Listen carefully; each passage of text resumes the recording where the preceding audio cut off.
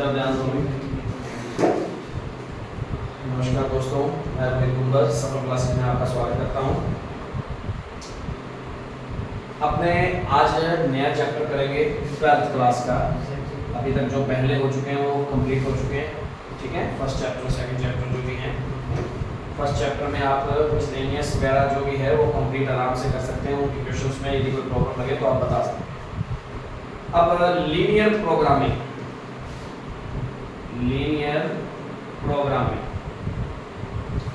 Chapter का नाम है हमारा, 12th चैप्टर है। बड़ा सिंपल सा चैप्टर है इस बार, क्योंकि पहले तो यदि हिंदी मीडियम की अपने बात करें तो उसके अंदर सिलेबस में क्या था कि 12.1 और 12.2 दो हुआ करती थी। अब 12.1 नहीं है, ठीक है। अब ये ध्यान रखना कि कुछ ऐसी प्रॉब्लम्स आ जाती हैं हमारे ज़िंदगी में, या हम बड़ी बड़ी फैक्ट्रीज में काम करते हैं या कुछ भी कई जगह पे हमें काफ़ी सारी प्रॉब्लम्स झेलनी पड़ती हैं। और कुछ प्रॉब्लम्स का क्या होता है, वहाँ हमें सॉल्यूशन निकालने के लिए ग्राफ का यूज़ करना पड़ता है। और वो हमारा ग्राफ का यूज़ करके वो क्वेश्चंस बहुत ईजी तरीके से वैल्यूज फाइंड करी जा सकती हैं, चीज़ वेरिएबल्स वगैरह। तो इसके अंदर क्या होंगी, हमारे पास इनक्वालिटीज हुआ करेंगी, क्वेश्चन इनक्वालिटीज हुआ करेंगी। जैसे जिसके अंदर ग्रेटर देन और इक्वेशन किसको बोलते हैं, जिसके अंदर इक्वल का साइन होता है। जैसे 3x प्लस में 4y इज इक्वल टू 5, और जहां ग्रेटर देन या लेस देन का साइन लग जाए ना बीच में, तो वो इनक्वालिटीज बन जाती है। तो अपने पास इनक्वालिटीज भी हो सकती है, इक्वेशन भी हो सकती है, दोनों ही हो सकती हैं, क्योंकि इन्हीं को तो सॉल्व करके किसी न किसी चीज का क्या निकाला जाता है, आंसर निकाला जाता है। और इक्वेशंस बनती कब है, इक्वेशंस बनती कब है, इक्वेशन बनती कब, जब ना कोई अपनी प्रॉब्लम होती है, प्रॉब्लम को हम इक्वेशन का फॉर्म देते हैं, इक्वेशन की फॉर्म में बना के फिर उस इक्वेशन को सॉल्व करते हैं और वेरिएबल की वैल्यू फाइंड करा देते हैं। ऐसा ही होता है। तो इस चीज के लिए ये अपने वही है, प्रॉब्लम्स आएंगे अपने, तो प्रॉब्लम्स को सॉल्व करने के लिए लीनियर प्रोग्रामिंग वाला एक चैप्टर बनाया गया है, ठीक है जी।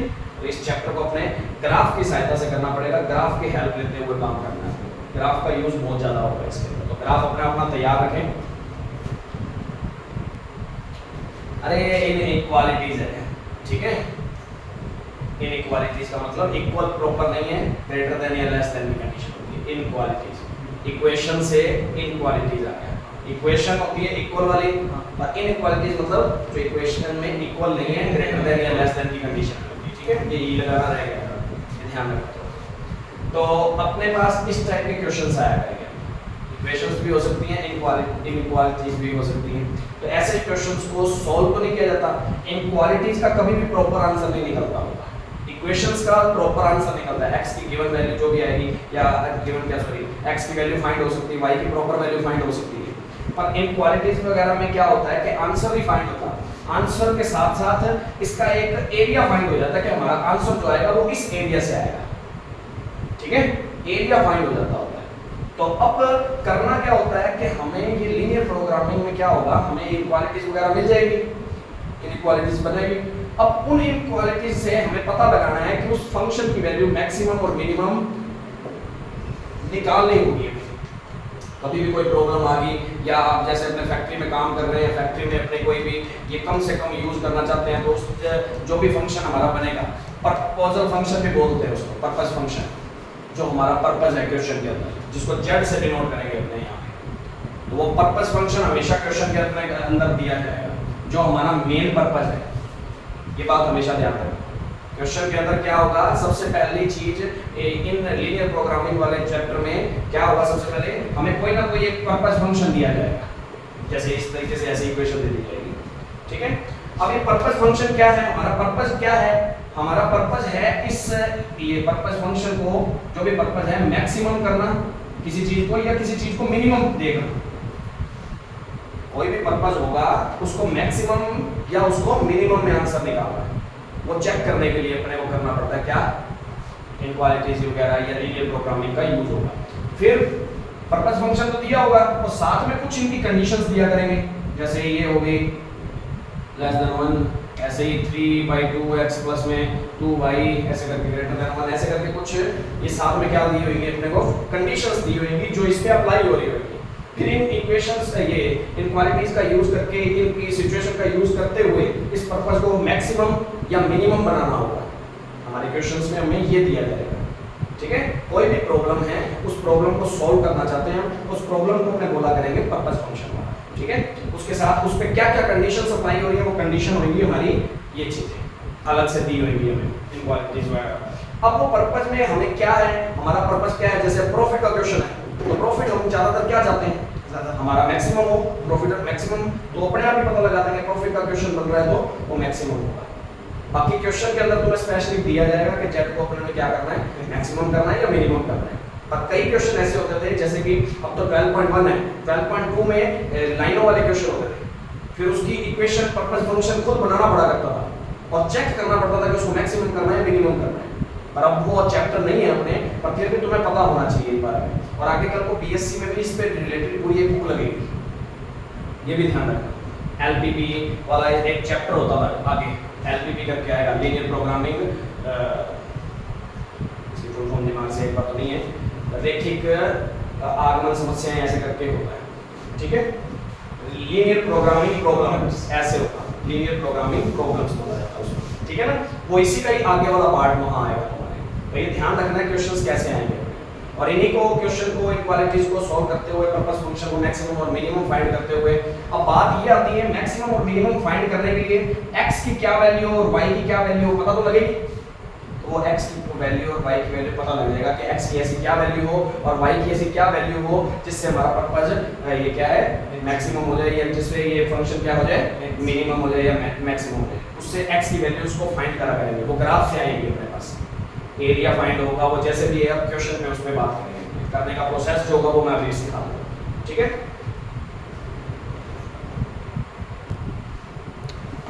अब देखो 12.1 का आपने पहला क्वेश्चन करना सिखाता हूँ, कैसे क्वेश्चन करेंगे कैसे और क्वेश्चन आएंगे कैसे हमारे पास। तो कोई भी बुक देखो भाई, जैसे फर्स्ट क्वेश्चन मैं लेके चलता हूँ 12.1 का। क्वेश्चन के अंदर कहा हुआ है मैक्सिमाइज करो इसको, z दे रखा है हमें 3x + 4y और सब्जेक्ट दे रखे हैं, इनको बोलते हैं जो अलग से कंडीशंस दी होती है ना, इनको बोलते हैं सब्जेक्ट, ठीक है। To the constraints x + y ये दे रखा है, x > 0 दे रखा है, y > 0 दे रखा है। कितनी कंडीशंस दे रखी हैं, ये सब्जेक्ट्स है हमारे क्वेश्चन में, इतना दे रखा है और अपना पर्पस फंक्शन क्या है उसको मैक्सिमाइज करना है, ठीक है जी। अब करने का तरीका सारा खेल ग्राफ का है, खेल सारा ग्राफ का है। अब सुनना, ये चीजें तुम्हें दे रखी है क्वेश्चन में। अब ये जो इनक्वालिटीज है तो इसके ग्राफ बनाने यदि तुमने सीखे हो, तुम्हें 10th क्लास में यदि बताए गए हो 4.2 अगर तो यूज टाइप में, ठीक है। पहले इस इनक्वालिटीज को इक्वेशन में चेंज किया जाता है। ये इनक्वालिटीज एक है तो इसको change the inequalities into equation, ठीक है। इनक्वालिटीज को पहले इक्वेशन बनानी पड़ेगी, क्योंकि हम ग्राफ जो बना सकते हैं वो इक्वेशन का बना सकते हैं, इनक्वालिटीज का भी नहीं बना सकते सीधा डायरेक्ट, क्योंकि इक्वेशन तो हमारे लिए क्या होगी, जैसे मैंने इसको इक्वेशन बना दिया। इक्वेशन बनाने का तरीका क्या होता है, जो भी सिंबल दे रखा, जो भी साइन दे रखा, साइन दे रखा था उसको सिर्फ इक्वल के साइन चेंज करना, एक बात। अब इसके ग्राफ तो हमने बनाने सीखे हैं, जानते हैं अपने। सुनो, अब ग्राफ बनाने का तरीका सिखाता हूँ। ग्राफ बनाना इसके बाद सीधा काम यही है, जितने भी इनक्वालिटीज हैं उसको बना के उनके ग्राफ बनाने का काम करना है। 11th क्लास में तुमने ग्राफ बनाने का छोटा वे सीखा, छोटा वे तरीका सीखा था, और अपने 10th क्लास में थोड़ा सा बड़ा तरीका सीखा होगा। 10th क्लास में तो ऐसे अपने सामने बनाया करते थे, याद हो, ये x की वैल्यू की 2 वैल्यू डाल लेते थे, ऐसा कर लेते थे ना। पर 11th क्लास में इससे भी इजी तरीका सिखाया गया था। अब वो कैसे 0 रख लो, नहीं जरूर की वैल्यू रख लेंगे, हमने बिना वैल्यू के करना सीखा होगा, ये ध्यान रखना। पर इस चीज को बनाने का तरीका है, उससे पहले मैं थोड़ी सी इससे रिलेटेड बेसिक बता देता हूँ कैसे। यदि अपने पास आएगी तो इक्वेशन ही, और वो भी कौन सी वाली आएगी, लीनियर वाली, जिनके ऊपर क्या होगी, पावर क्या होगी, 1 होती है। जिनके ऊपर पावर 1 होती है ना उनको लीनियर इक्वेशंस बोला जाता है। क्या बोला जाता है, लीनियर, इसलिए लीनियर प्रोग्रामिंग प्रॉब्लम्स होती है। अब देखो, यदि अपने पास कोई इस तरीके की कंडीशन आ रही है, जैसे ये यही ले सकता है कंडीशन, क्वेश्चन को सुन लो इधर। यदि ऐसी इक्वेशन है और इसका ग्राफ बनाना है, इन शॉर्ट में पता लगाना है, तो इसको अपने इस तरीके से लिख सकते हैं, लिख सकते हैं, नहीं लिख सकते हैं, इसको अंतःखंड रूप बोलते हैं। तुम्हारे क्या बोलते हैं यार इसको, तुमने मेरे को थोड़ा सा बताना यार, इसको क्या बोलते हैं, कौन सी फॉर्म बोलते हैं तुम इसको? इंग्लिश में नाम भूल गया इसका, अंतःखंड को क्या बोलते हैं? एक तो होती थी सर हॉरिजॉन्टल, ऐसे बोलते हैं इसको हॉरिजॉन्टल। अरे चलो मैं हिंदी में एक बार बताता हूँ, अंतःखंड रूप बोलते थे। अब मैं इसको इंग्लिश में एक बार सर्च करके बताता हूँ, ठीक है? पर एक बार रुक जाओ, अपने को सिर्फ ग्राफ बनाने से मतलब है। एक बार नेम में बता दूँ, इधर ध्यान देना, इधर इलिप्स अलग चीज होती है, ये इलिप्स नहीं है, ये एक सरल इक्वेशन ही है यार। सर रहते हैं वो तो फार्मूला, वो फार्मूला ये होता है, वो ये होता है, इलिप्स ये होती है, इक्वेशन बोलते हैं इसको, ठीक है ना? ये नहीं है अपने पास, इक्वेशन है जिसके अंदर एक ही x की पावर 1 हो, y की पावर 1 हो, वो लीनियर इक्वेशन ही है। लीनियर ये अपने एक लाइन की इक्वेशन है ये, समझ गए? ठीक है? 11 चैप्टर हुआ करता हमारा 11 का, यदि तुम्हें माइंड में हो तो ये लाइन की इक्वेशन है, और हमारे पास लाइन की ही इक्वेशन आया करेगी में, ठीक है? तो हमारी लाइन ही बनेगी ग्राफ के। तो यहाँ कोई भी इस तरीके की फॉर्म हो ना, तो इक्वल में कुछ भी दे रखा हो तो इक्वल में हमेशा क्या बनाने की कोशिश किया करो, 1। इसे कितने से डिवाइड करना पड़ेगा? 4 से कर दिया। कहने का मतलब ये क्या है, x पर कितने पे काटेगा? x पर तो कितने पे? 4 पे, 4,0 पॉइंट। और y पे भी कितने पे काटेगा? तो y पे भी कितने पे काटेगा? y एक्सिस पे 0,4। ये बात समझ आई? सबसे इजी काम हो गया। रख के क्यों दिखाओ, मैंने रख के दिखाया था तो कुछ वो इजी वे हो गया ना। तो ये तरीका सबसे पहला, ठीक है? वो बात की बात करेंगे एक बार, इसको इस तरीके से बना सकते हैं। कोई भी इक्वेशन हो उसको इस तरीके से बना दो। अब बात आती है कि सर ये तरीका ना हो, इक्वल में 0 हो, फिर कैसे बनाएंगे? जैसे क्वेश्चन ये है, अब इसकी इक्वेशन बनानी पड़े, इसका अपने को लाइन खींचनी पड़े, ड्रॉ करनी पड़े, तो कैसे खींचोगे? अब एक ध्यान रखना, ये कंडीशन कभी भी क्वेश्चन यदि y mx या y -x या +x की फॉर्म में ऐसे आंसर बन रहा है ना, तो ये बनेगा क्या? y -x ही बनेगा। कभी भी क्वेश्चन के अंदर मल्टीप्लाई में कुछ ही हो, चाहे 2 हो, 3 हो, 4 हो, 5 हो, इस तरीके की फॉर्म पड़ी है ना तुम्हारे पास, mx या y -mx, तो इन दोनों को ड्रॉ करने का तरीका बता देता हूँ ग्राफ में। सुनना, mx का मतलब है लाइन जाएगी यहाँ से, इस टाइम इस साइड से लाइन हमेशा जाएगी, ओरिजिन से जाएगी हमेशा, ये दोनों लाइंस ओरिजिन से जाएंगी हमेशा। यदि माइनस वाली कंडीशन है तो इसको ऐसे, तो ये वाली बनाना चाहे तो कैसे बनाएंगे? इधर से जाएंगे हमेशा। ये ध्यान रखना, ग्राफ बनाने का इजी वे करता हूँ, हर जगह पे वैल्यू रख के नहीं देखनी है, बड़े हो गए हो, थोड़ा सा छोटा तरीका देखो, टाइम बचाना है आपको पेपर के अंदर। तो मैंने तुम्हें बता दिया, यदि ये y mx या y -mx हो तो इनके ग्राफ किस तरीके से जाते हैं। ऐसी कोई फॉर्म आ रही है, m की वैल्यू कुछ भी हो और प्लस में आ रहे दोनों, तो वो लाइन हमेशा ओरिजिन से होती हुई ऐसे जाएगी, इस तरीके से, और ऐसे आ रही है तो ये ओरिजिन से होती हुई इस तरीके से जाएगी। और ऐसी कोई कंडीशन आ रही है तो उसको पहले 1 बनाना है, डिवाइड में लेके आना पड़ेगा। ये बात समझ आ गई? इस तरीके से बनाना है। सबसे पहले तो बात ये हो गई थी। इतना काम करने के बाद ये 2 ही टाइप की तुम्हारे पास इक्वेशन आएंगी, इसके अलावा कोई इक्वेशन बनेगी नहीं, ठीक है ना? इतनी बात ध्यान रखना। अब इनके एक इक्वेशन थी तो उसको बनाने का तरीका मैंने तुम्हें बता दिया, अब उन्होंने बना भी ली। अब सुनना क्वेश्चन, अब क्वेश्चन में एक कंडीशन ये भी दे रखी है, x 0, क्योंकि इसकी इक्वालिटीज बनाएंगे तो क्या बनेगी? ओ इक्वेशन बनाएंगे, और इसकी बनाएंगे तो y 0। x 0 का मतलब y अक्ष, y एक्सिस, और इसका x एक्सिस, मतलब इन तीनों से घिरा हुआ कौन सा है एरिया? इधर, इधर और इधर। अब सुनना क्वेश्चन, अभी तक बनाइए इक्वेशंस, सुनो, अभी तक अपनों ने ड्रॉ किए हैं इक्वेशंस, दी क्या हुई थी? इनइक्वालिटीज दी हुई थी, इसको तो भी सोल्व करना है। तो इनइक्वालिटीज का मैंने पहले भी कहा था, प्रॉपर आंसर नहीं होता, सिर्फ एरिया फाइंड किया जाता है कि इसका एरिया इस लाइन से ऊपर आएगा या इस लाइन से नीचे आएगा। समझ आ गई? इसका मतलब ये होता है इनइक्वालिटीज का। इक्वेशन का मतलब है प्रॉपर इसी लाइन के ऊपर जो पॉइंट आ रहे हैं वो इक्वेशन के बंदे हैं। सुन लो, इसका मतलब क्या है? इक्वेशन का मतलब होता है कि इसी लाइन के ऊपर जो भी आ गया ना वो इक्वेशन का बंदा है। इनइक्वालिटीज का मतलब क्या है? इसके ऊपर ये क्या करती है? सेटिस्फाइड करती है, ऊपर की ओर सेटिस्फाइड करती है, तो ऊपर के सारा जितना भी एरिया इसका है ना लाइन के ऊपर वाला, वो सारे इसी के करके बनते हैं। वो सारा हमारा एरिया क्या होगा, आंसर को डिनोट करेगा। इक्वेशन किसको डिनोट करती है, सिर्फ इस लाइन के ऊपर वाले आंसरों को डिनोट करती है। लाइन के ऊपर जो जो पॉइंट आ रहे हैं ना, वो इक्वेशन के बंदे। और इन क्वालिटीज क्या करती हैं, इस लाइन से ऊपर सेटिस्फाइड कर रही है तो ऊपर वाला, नीचे को और सेटिस्फाइड कर रही है तो नीचे की ओर वाला। अब सेटिस्फाइड करने का मतलब क्या हुआ, सेटिस्फाइड करने का मतलब ये है कि चेक कर लो, इस लाइन से नीचे का कोई या तो पॉइंट ले लो या ऊपर का कोई पॉइंट ले लो। नीचे का पॉइंट सबसे इजी पॉइंट दिख रहा है ना, कौन सा, 0 0, तो अपने पुट करेंगे सेम क्वालिटीज में। तो इसके बाद मैं करूंगा पुट इन, यही लिखूंगा मैं, पुट इन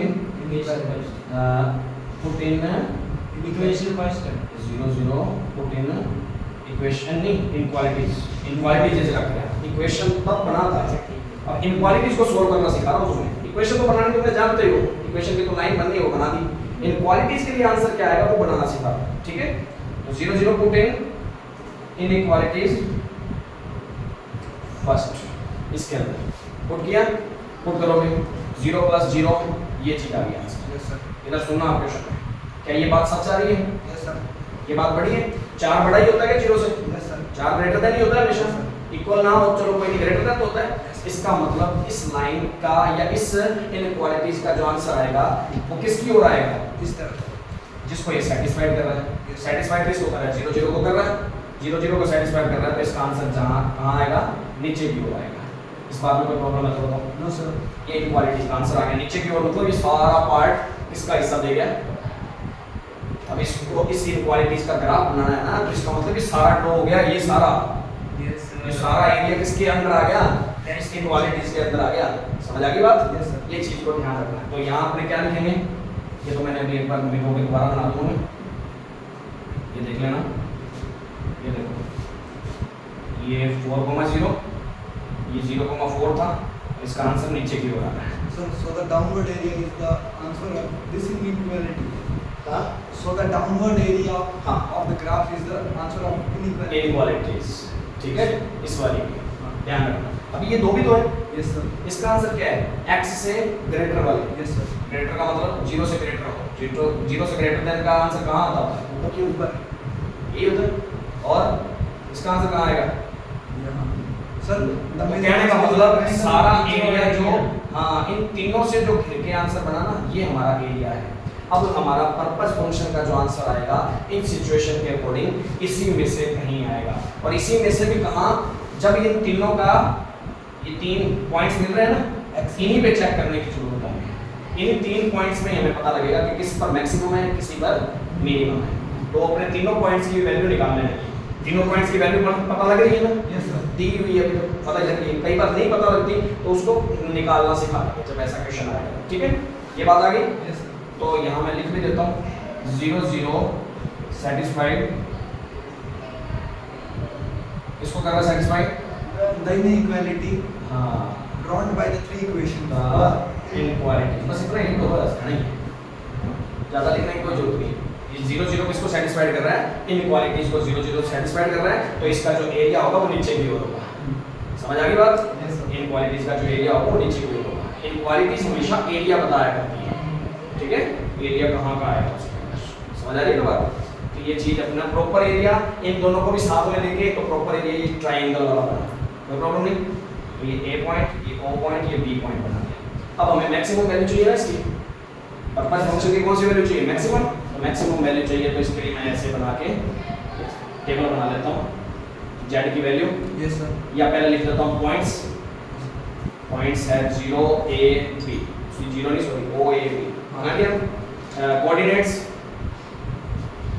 कोऑर्डिनेट्स क्या क्या है इसके, 0 0, इसके ए के क्या है 0,4 और इसके क्या है 4,0। फिर जेड की वैल्यू, जेड कौन है 3x + 4y, लिखोगे इसके अंदर पुट करो। जेड की वैल्यू कितनी आएगी, यहाँ 0 और 4 करते हैं तो 16, इसको करते हैं तो 12, तो फंक्शन की वैल्यू किस पॉइंट पे मैक्सिमम आ रही है, 16 पे, 16 पे नहीं, ए पॉइंट पे। A point पे। और कितनी आ रही है, 16. 16 आ रही है, ठीक है। नीचे लिख देना maximum of Z is equal to, या मैक्सिमम जेड ऑन पॉइंट ए,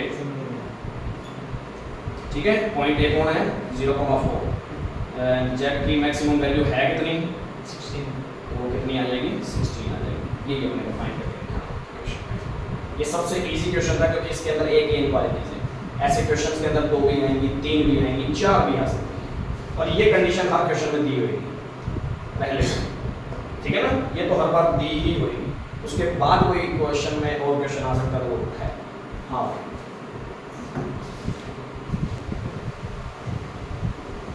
तो ये फर्स्ट क्वेश्चन है इसका, इससे रिलेटेड जो बातें हैं आगे अगली नेक्स्ट वीडियो में आपको बता दूंगा। बाकी वीडियो अच्छी लगी हो तो लाइक और शेयर जरूर करें, ज़्यादा से ज़्यादा सब्सक्राइब करें चैनल को, और कोई भी प्रॉब्लम लगती है तो कमेंट बॉक्स में आप बता सकते हैं। Thank you.